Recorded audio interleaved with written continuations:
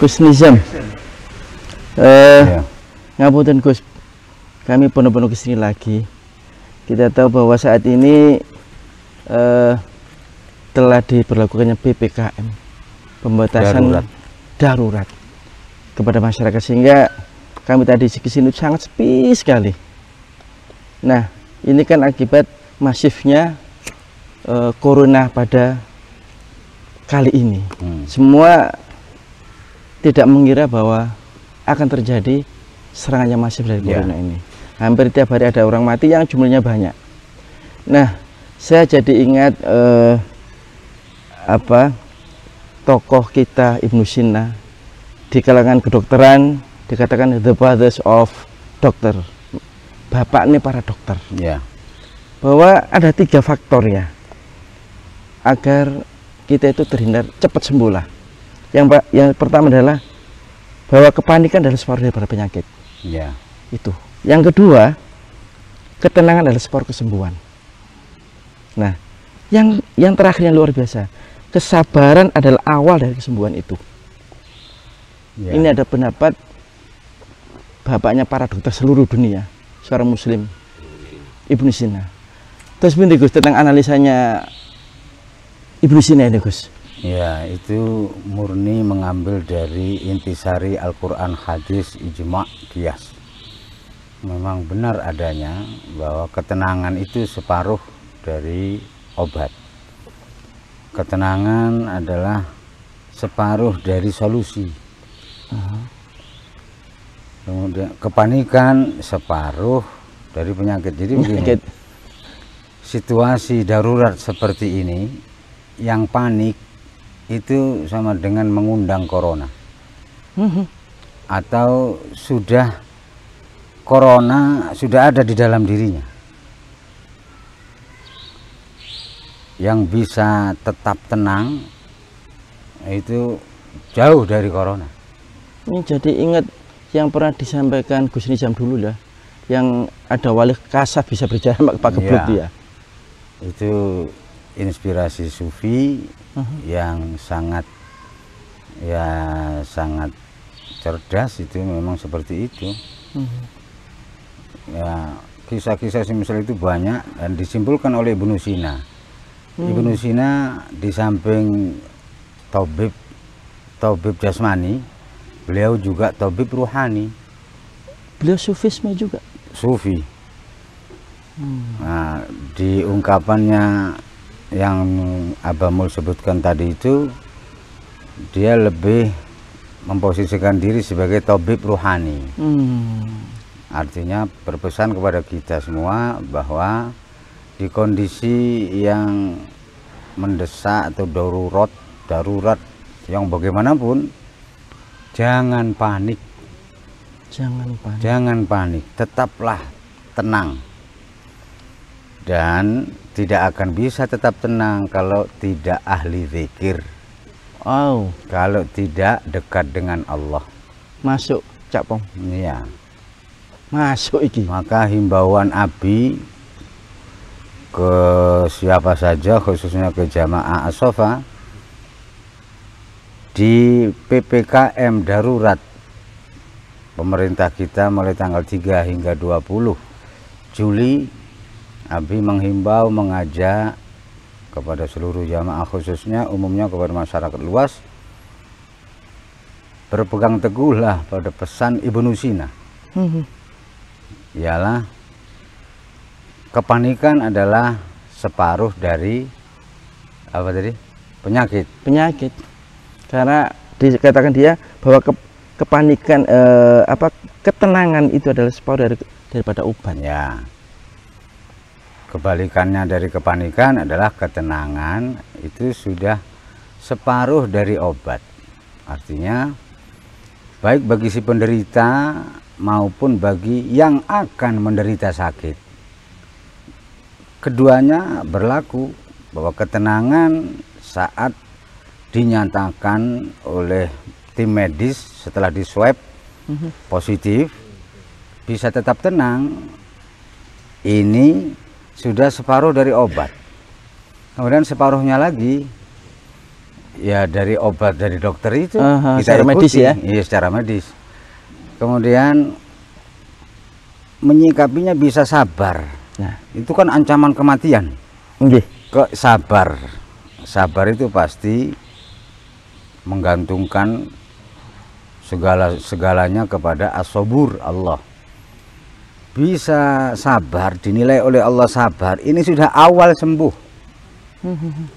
Tinggal langkah, ya tinggal hari-hari ke depan ini akan sembuh total. Belum minum obat, belum apa-apa, sudah awal sembuh dengan sabar. Ini harus direnungi mendalam. Sebetulnya semua masalah teratasi oleh ketenangan dan kesabaran. Bukan hanya corona saja. Berbagai macam masalah ya Gus ini. Semua masalah. Masalahnya begini Gus.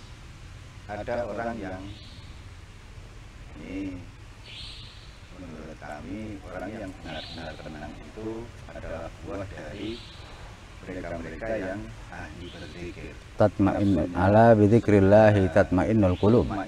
Iya. Nah, standarisasi untuk seperti itu.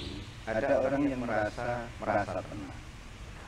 Sehingga ketika ada apa-apa terbukti dia belum tenang.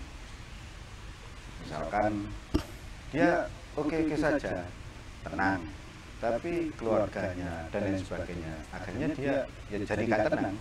Terpengaruh ya Cak ya. Terpengaruh. Nah ini nggak bisa kemudian di dalam kondisi tertentu menciptakan ketenangan secara langsung. Nah ini apa ada cara bagaimana agar kalau proses melalui proses zikir tadi menurut kami ini butuh proses panjang. Adakah proses singkat untuk menciptakan ketenangan dalam diri kita masing-masing? Ya, dibilang ada, tapi itu bagi yang telah berpengalaman. Kalau yang belum berpengalaman dalam spiritual, yang dimaksud proses singkat itu ya nggak ada. Itu ada hanya bagi kaum yang berpengalaman. Pengalaman di bidang apa? Apalagi kalau bukan spiritual. Kalau bagi yang belum berpengalaman, tidak ada proses singkat itu. Proses singkat itu sama dengan instan. Itu adanya di mie. Karena kasusnya seperti ini. Jadi ini tidak hanya bagi kalangan umum. Kalangan umum dalam artian tidak mengerti atau kurang paham tentang corona, tentang virus dan lain sebagainya.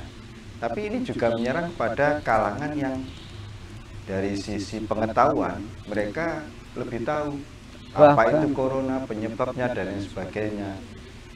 Yang lebih tahu dalam ini dokter, dokter dan para medis ya.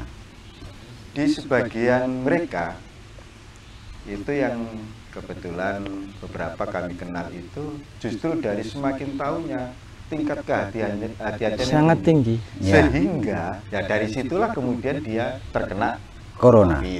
Ya. Karena terlalu hati-hati. Terlalu. Kalau menurut kami di sini justru mereka tidak dalam kondisi tenang dan tidak sabar. Iya. Ini terbukti beberapa hari sebelum diberlakukannya PPKM darurat oleh Presiden secara langsung menginstruksikan kepada kepala negara mulai menteri, gubernur, bupati sampai lurah, banyak berita yang memberitakan bahwa di rumah sakit tertentu sekian puluh dokter terpapar, sekian puluh perawat yang meninggal, sekian puluh tim medis. Ini karena mereka penyebabnya adalah tidak atau belum bisa tenang dan menyikapinya belum dinilai sabar. Yang tidak terkena di kondisi darurat ini hanya mereka-mereka yang mampu menenangkan jiwanya dan dinilai oleh Allah minas sabirin, orang yang sabar. golongane wong-wong sing iso sabar. Apakah yang tipe orang tenang itu tidak percaya? Bukan tidak percaya. Umumnya di kalangan bawah-bawah itu ada yang percaya meskipun belum pernah melihat karena belum tahu sendiri corona, ada yang nggak percaya sama sekali. Yang tidak percaya sama sekali tidak bisa sabar. Jadi ada dua tipe. Tidak bisa sabar. Itu bukan sabar, tapi masa bodoh. Masa bodoh. Sabar itu bukan masa bodoh. Sabar itu masa pandai. Masa pandai. Oh, manis istilah. Bukan masa bodoh. Sabar itu tahu. Kalau aku begini, nanti begini. Kalau begini, nanti begini. Nah, sih. Ada sebab akibat. Iya. Itu tipis bedanya. Orang sabar dengan orang yang masa bodoh. Dari situ kalau menurut kami ini ada korelasi dengan yang pernah jenengan sampaikan. Raihlah ilmu dan untuk meraihnya belajarlah tenang dan sabar. Sabar dan tenang. Iya, tenang. sama saja, tenang dan sabar. Kami simpulkan untuk menyikapi kondisi pandemi yang kita tidak tahu sampai kapan, ini yang pertama kali untuk bisa sabar dan tenang dan sabar, tidak ada lagi selain ilmu. Tidak ada.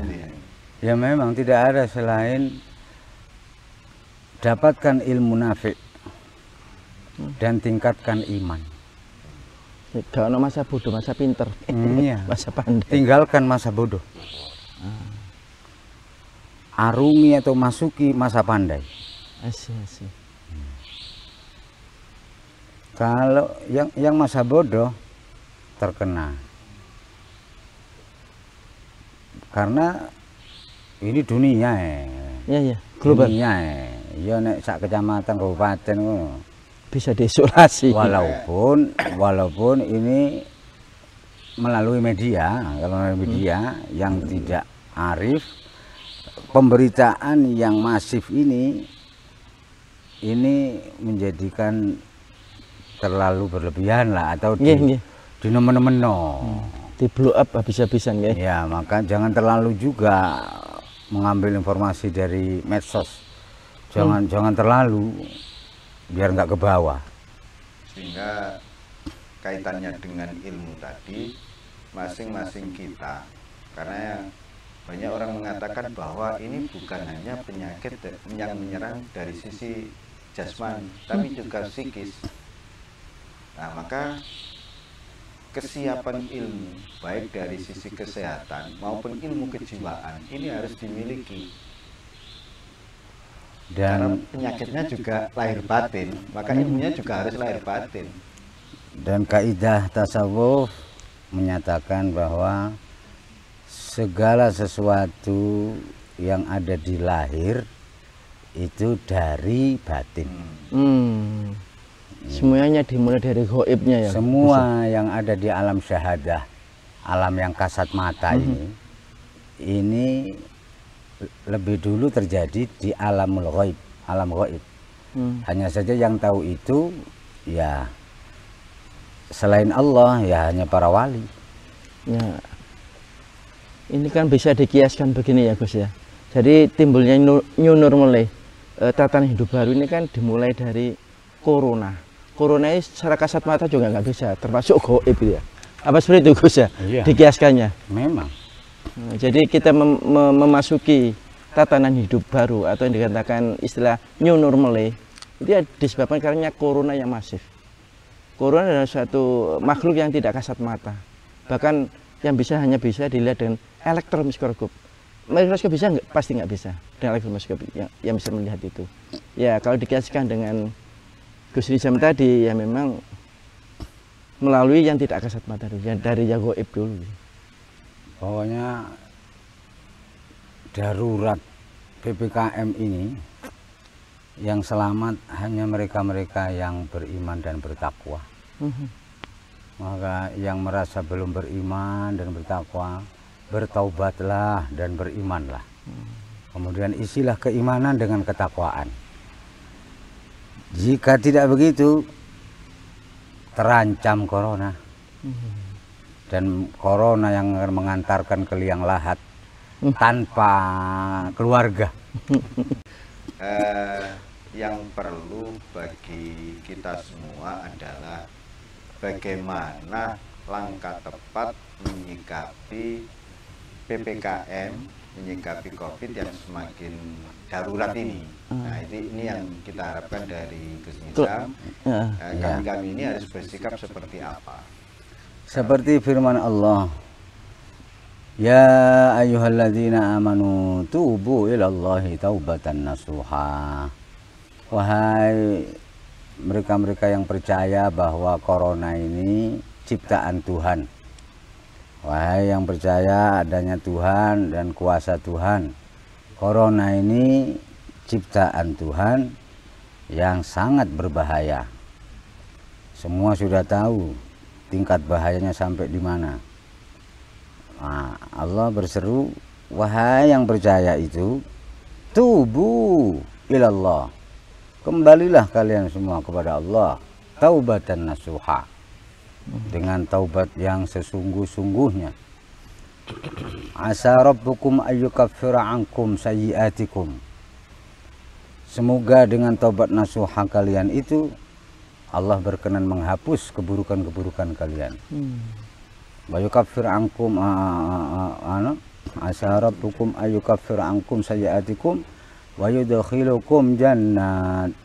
Lantas akan memasukkan kalian ke surga. Surga-surga. Jannatin tajri min tahtihal anhar. Yang sifatnya mengalir air-air segar di bawahnya. Yaitu air kehidupan ruhani. Nomor satu, selalu tobat nasuha harus kita betulkan, harus kita seriusi. Setelah itu ya mengisi pertaubatan dengan apa? Takwa, takwa dan takwa. Singkatnya mengisi dengan bentuk takwa banyak sekali. Ya, yang pasti mengisi pertaubatan tidak selain takwa. Terima kasih Gus Nizam. Pemirsa, itulah closing statement dari Gus Nizam bahwa corona itu ada. Maka untuk mencegah itu lakukanlah dengan bertakwa. Bertobatlah dulu kemudian bertakwa. Kemudian kita merefer kepada pendapat Ibnu Sina, seorang tokoh kedokteran muslim, bahwa kita harus mensugesti diri bahwa tidak ada penyakit yang tidak ada obatnya. Demikian, Assalamualaikum warahmatullahi wabarakatuh. Waalaikumsalam warahmatullahi wabarakatuh. Ayo setulur, jonglah